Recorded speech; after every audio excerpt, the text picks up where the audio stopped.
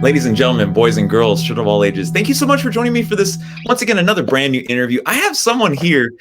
Oh my goodness, this is a cool opportunity here. You see, I'm talking to someone that's a very young up-and-comer in the professional wrestling world. Of course, he's a part of Flatbacks Wrestling, which is run by Matt Clement, aka Tyler Breeze, and of course Sean Spears over in Canada. But he just made an appearance on AEW Dark alongside Puff, and they faced off against the very dominant tag team of the Butcher and the Blade, the Butcher Andy Williams, and of course the Blade Braxton Sutter.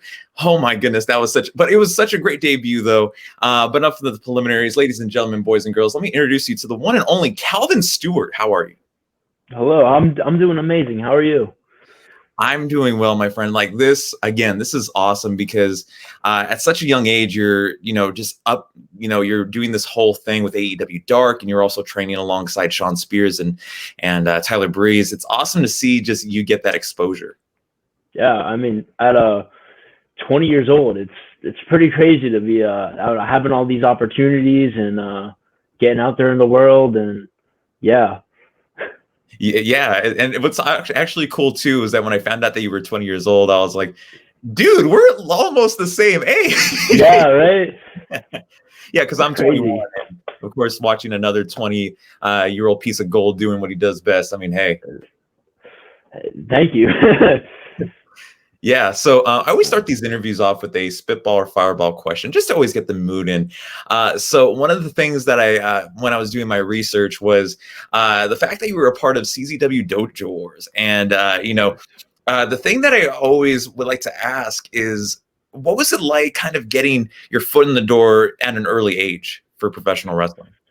Yeah, so I started going down there when I was 18 years old, just about turning 19. And when I first went down there, actually, we literally I'm from Massachusetts originally, so it was me and a group of 5 other people, I think it was. They were all booked on the show, and I wasn't. I just went along for the ride or whatever, and I was just driving. So we drove 5.5 hours down there to Jersey, and we got to the show, introduced ourselves to everyone. And they needed someone else for an extra match, so that was basically the story of how I got my debut there or start there. And actually, some of the guys that were wrestling there, I used to backyard wrestle with back in the day. So that was kind of, I guess, like a little bit of a ease to get my foot in the door there, and because they already knew me. So yeah, and then my first match there. It was a tag match. The bottom rope broke in the wrestling ring, actually. So my luck, and but it went pretty well, and they said I could come back down whenever. So after that, I every Wednesday night for like, I think it was 10 weeks or whatever, I would drive 5 hours down there, wrestle, either stay over the night, or I think at the beginning there, I would drive 5 hours down there, wrestle, then drive 5 hours back home. So yeah. Yeah, it was, but it was an amazing experience doing Dojo Wars down there. Absolutely. And once again, like I mentioned before, starting at a young age, I mean, it's kind of actually awesome to hear when I hear a fellow youngin, a fellow millennial doing what they do best and pursuing their passion. Yes. That's I've always been so passionate about wrestling, even before I started wrestling. At the age of 14, I built my first wrestling ring in my backyard. Wow. And then that expanded to me building 4 wrestling rings in my backyard.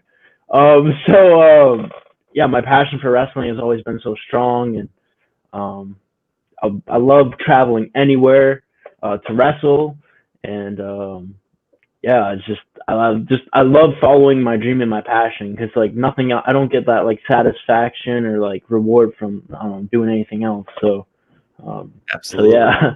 It's awesome, man. And one thing that I want to ask about too is that the fact that you were building your own backyard wrestling rings, and the fact that you're having all these backyard wrestling matches, starting at the age as well.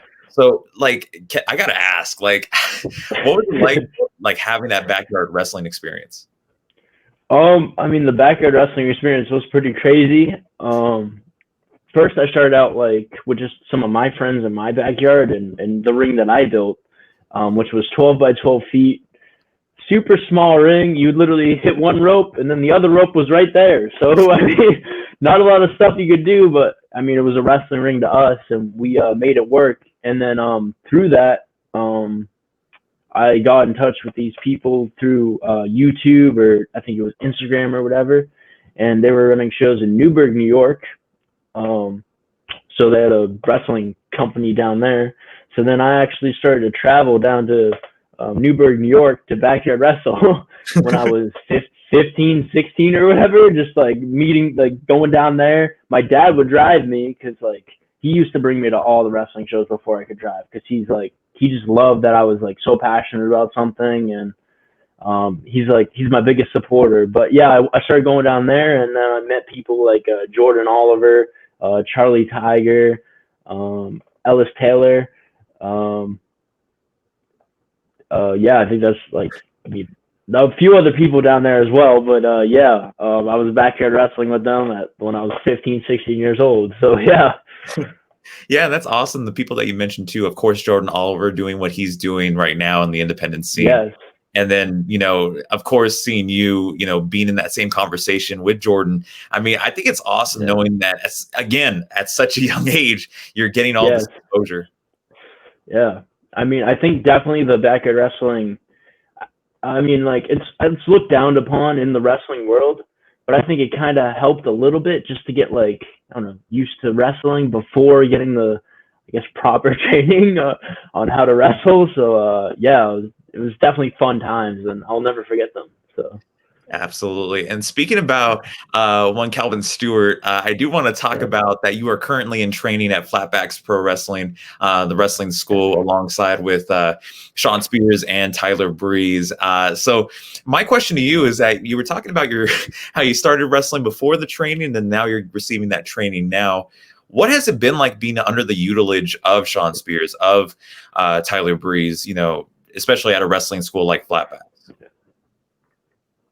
Yeah, it's honestly been like incredible to learn from two guys that are both on TV right now and are both signed to the two biggest companies in the whole entire world, which was I guess it was kind of the main reason I decided to go down to Flatbacks, because I'm from Massachusetts, so I signed up and I decided to drive the 19 and a half hours down here to go train with these guys. But also, along with training with them, I've not downing upon anyone I've trained with in the past and stuff like that, but they know all the right ways and the safest way to protect yourself and others.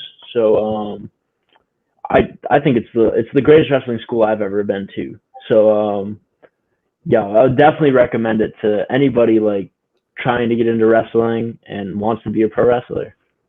Absolutely. And I'm now curious, since you did mention that you were part of Flatbacks, I believe in August, if that's what we had that conversation about. Yeah. Were you there? Because I know there's one Chris Van Vliet that made a trip down there to take some chops. Were you a part of that class?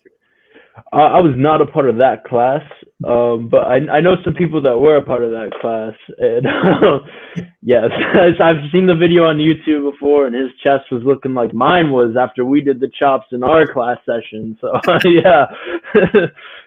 Oh man, I still have the bruises when I went out there on a dark. If you notice, you saw my chest was like, it was brown on both sides, and yeah, it was from the. I can never imagine taking chops, especially from I believe it was Tyler Breeze that had the hardest chop, or was it actually Sean Spears? I mean, in my session, Spears had the hardest chops, but I would rate Breeze up there along with them. So. Oh man. Yeah, absolutely. I mean, just again, I can't imagine taking a chop in professional wrestling. I always watched back when Ric Flair did it back in the day. Yes. I don't think I can do it. Yeah. It's not something for everybody. It takes a little bit of getting used to, if that puts it into any more better terms than Absolutely, man. So, of course, people did witness you this past Tuesday night on AEW Dark. This was indeed your debut on AEW Dark. So I have to ask, man, when you got that call or you got that message saying that you were going to be appearing on AEW Dark, was there chills? Was there excitements? What was it? Man, honestly, I guess a little bit of both, but definitely more excited. So we did that on a Wednesday, and I found out the Monday night before that I was going there. So my mind was just blown when I got the email. Spears was telling me to look out for an email, and then I finally got one, and then I was like, "Holy crap, this is actually happening!" And greatest day of my life. Just the whole experience being there, just incredible, man. I don't even know if I still can't really even put it into words, like how I feel about it, because man, it was just awesome. Just awesome. Yeah. Yeah, absolutely. I mean, of course, when you got to see your Titantron up there along with Puff, you know, like, and of course, when I talk to a lot of AEW Dark talent, they're like, I just found out the day before. I didn't know what I was going to be doing. And then I saw the excitement in your face when you when you came out with Puff. You know, did you know you were going to be in a tag match, or was it just on that day on the spot? Yeah, just on the day on the spot, pretty much. You know, we all get there at like the call time, and then we're just kind of all chilling around, and then eventually the matches go up, and then that's where we find out, you know, what we're doing. So yeah, I found out on the day of, and I've seen Puff before in a couple other places, but I didn't really I've never met him before until that day. So Puff's a great dude, though. Yeah. Yeah, I mean, it's awesome. It seems to me that AEW Dark always puts on these like random tag teams together. So you have like, you have Puff and Kevin Stewart. Okay, cool. Combinations that they have. Yeah, I think it's awesome, because I think what they're doing is just trying to like just get talent out there as best as they can with the amount of time they have for each show. But and then with that, we get all these crazy tag teams like myself and Puff. So yeah. Yeah. And so another question that I have about that appearance on AEW Dark, of course, it was the against one tough tag team in the Butcher and the Blade. And of course, the Butcher and the Blade gave it to you guys, but you guys held it on your own. You know, it definitely did a lot, especially with your athleticism and your quickness and your speed that you bring to the wrestling ring. Like, I gotta ask, like, was it more survival, or was it more at all? I know for me it was survival. I was trying the whole time to, you know, not get held down for that 3 count, but that didn't happen. That didn't go to plan as I wanted it to. But yeah, definitely more survival, man. Yeah, I could definitely. There was a good feel of survival in that match. Yes. But speaking of survival, you know, well, not survival, but it's kind of in that same category. I do want to talk about your beginnings in pro wrestling. You know, of course, you started training with Flatbacks. You still are. Can you talk about, like, where did that passion for professional wrestling come from? I mean, because we obviously talked about your backyard wrestling background, and it just happened on the spot. But was there any inspiration more than that? I mean, I got into wrestling when I was 10 years old. My parents were always very, I don't know, against violence and stuff like that. My dad's like I don't know if this relates, but my dad's a family and child therapist. So he was always like super against violence. And like, I wasn't allowed to watch Power Rangers till I was like 9 years old. All right. Like, and then, anyways, I used to like, when I got into it, I found out the TV code because the channels were locked, and I used to secretly watch wrestling. Then whenever they come in the room, I would switch it off to like some stupid other kid show or something like that. But I guess my passion for wrestling is I always struggled in school because I have dyslexia, dysgraphia, and a couple other language-based learning disabilities. So school was always, you know, really hard for me. I was always behind everybody else, and I was a public school, and in that school you can advocate and try to get like the help you need for your learning disabilities. But the help provided at public school wasn't necessarily good help at all. So like it was like they have this program just to have the program, but they don't really invest any time or money into it or anything like that. So I was always behind in school and stuff like that. Like I didn't really know how to read or whatever until I was probably about like 12 years old. Like, anyways, so with that, I was always, struggling in school, and then I found wrestling through my friends, and it was like nothing I've ever seen before. And I remember like the first time I watched wrestling, I came into school and I was talking about the show with the blue ropes and all this other stuff, and I was talking about Jeff Hardy, Kurt Angle, and like all these other guys. And my friends were like, I had no idea what I was talking about, because I thought I like watched SmackDown or something like that, but I watched Impact apparently. So, yeah, I guess that's kind of where my passion kind of started for wrestling. Like, it motivated me to keep trying and going when I was like kind of at a low point. So and then I just became obsessed with it, like just by watching it like every single week, nonstop, like everything wrestling. My friends that originally got me into it, they got out of wrestling, and I still kept going with it. And then, yeah, a few years later, I started building rings in my backyard. So. Yeah, that's absolutely amazing, and such an inspirational story too, because same thing with me. I do have a disability as well, so it kind of me in school wise. But I mean, of course, through perseverance and through hard work and determination, of course, support through my family as well. I mean, it really helped. So I mean, I'm really glad that you found that way, you found that that motivation, and you're succeeding, man. And I'm really happy for you. Yeah, thank you. I really appreciate that, man. Yeah, absolutely. And now, speaking about Calvin Stewart, how could we not forget about the? Oh my goodness, I thought my water just fell. When you're talking about Calvin Stewart, of course, you talk about the backyard wrestling. You talk about the passion that he has for professional wrestling at a young age. But just the fact that you describe wrestling in such a unique way. I mean, I think a lot of people, especially our age, don't really have that viewpoint. Yeah, I feel that, like, I don't know, I meet a lot of people around my age, especially nowadays. I don't really have like a passion for, like, I guess, stuff or whatever. Like, they just, like, I don't know, they just live, like, they just party all the time, and like that's it. And there's like, I don't know, there's not this thing that, like, wrestling like drives me to wake up every day and like work hard in like all aspects of life, like not just in training, but in the gym, like getting my diet on track. If I'm working, like doing anything else, like it just drives me to, like, I don't know, give everything my best, and yeah, I don't know, to me there's nothing like wrestling on this earth. It's the greatest thing to ever exist, ever. So yeah.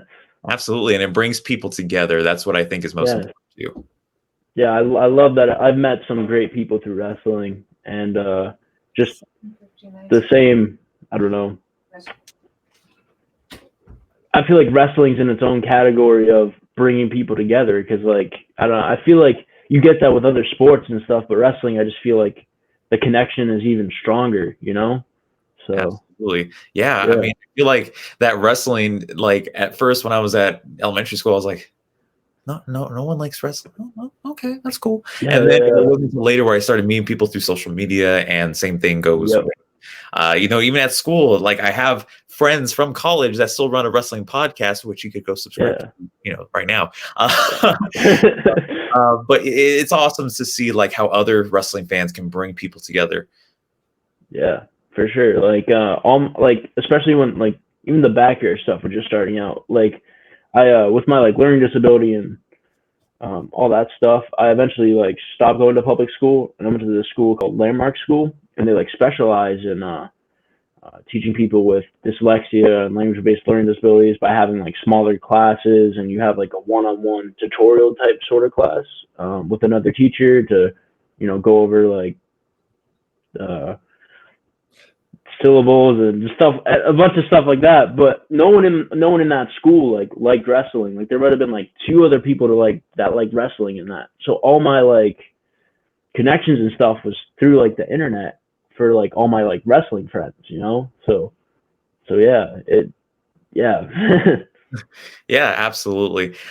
So one thing I'm very curious about, of course, we're talking about your flatback wrestling training as well. I'm curious, has your trainers ever hit you with their prospective finishers? And I'm talking about their your secret glove, and then of course he hits you with the with the Samoan driver, or Tyler Breeze hitting the pretty kick, I believe that's what it's called, Yeah, uh, yeah. at any time during your training.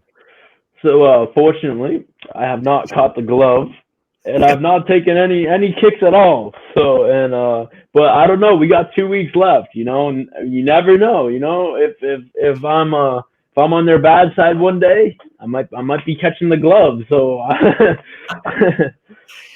Yeah. Well, once again, Calvin, I do want to thank you so much for being a part of this interview. And I do wish you the best within your professional wrestling career, especially at a young age. Hopefully, we might see you more on AEW Dark, or maybe even more professional wrestling promotions in the future. But before we go, I do have one final question for you. And this is a little fun segment I like to call 3 Fun Questions, which is kind of a little, just little simple, fun little antsy little kid questions that I like to do here and there just to get the mood going. So if I could pull it up on my phone without actually messing up the questions. So the first question I have on here is favorite finisher. Ooh, favorite finisher. Mm-hmm. You know,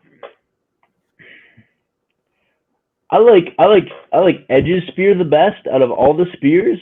Okay. Just because of the way he sets up for it. You know, he's got those bug eyes, and he's moving back his hair, and he's going in the corner, and he's like doing that, and then boom, he hits it. Like, I think that's way cooler than just like, I don't know, just walking into the spear, you know? I know Roman does but before Roman, Edge did it the best, all right? Absolutely. Second question here, worst bump taken. Ooh, worst bump taken. In those backyard, yeah, in those backyard days, I took a couple gnarly ones. Jordan Oliver hip tossed me onto a steel chair. Yeah. But in my professional wrestling career, I'm guessing the full death. yes, that's probably the worst one I've taken so far now. Yes. Oh my goodness. I don't even want to imagine what it's like, because of course you have the suplex, and then of course you have the knees going to your back. I don't my back's still hurting a bit from it. So yeah, I wouldn't recommend taking it. You know, if you're in the ring with the butcher and the blade, avoid that at all costs. But then again, I hear they're the nicest people ever. Oh my goodness. All right, finally, the last question. This is the most controversial question of all time. Do pineapples belong on pizza? Ooh. That's a good question. I mean, I have no problems with pineapples on pizza, but I have some friends that do have problems with pineapples on pizza. And I mean, I don't get how it's any worse from putting anything else on pizza. Cause like, I don't know, if you like it, then go for it, you know? Absolutely. I mean, personally, for the Hawaiian pizza, I love the pineapples, but the ham could go to a side. Yeah. I'm not a big fan of ham either. So yes. Absolutely. Well, once again, Calvin, thank you so much. And for those who don't know, you could follow Calvin on social media. Instagram will be down link in the description, as well as Twitter. And, you can check out his Dojo Wars footage. You can make sure you check that out. Link will be down in the description below. And of course, what else could be in the description below besides the great match that himself, as well as Puff, making their AEW Dark debuts against the Butcher and the Blade, Buffalo's toughest and scariest, in my opinion, but most badass as well. And of course, make sure you guys go check him out. He is an up-and-comer of the professional wrestling scene in such a young age, a 20-year-old piece of gold, like I mentioned before. So once again, thank you so much, and I will see you guys in the next interview.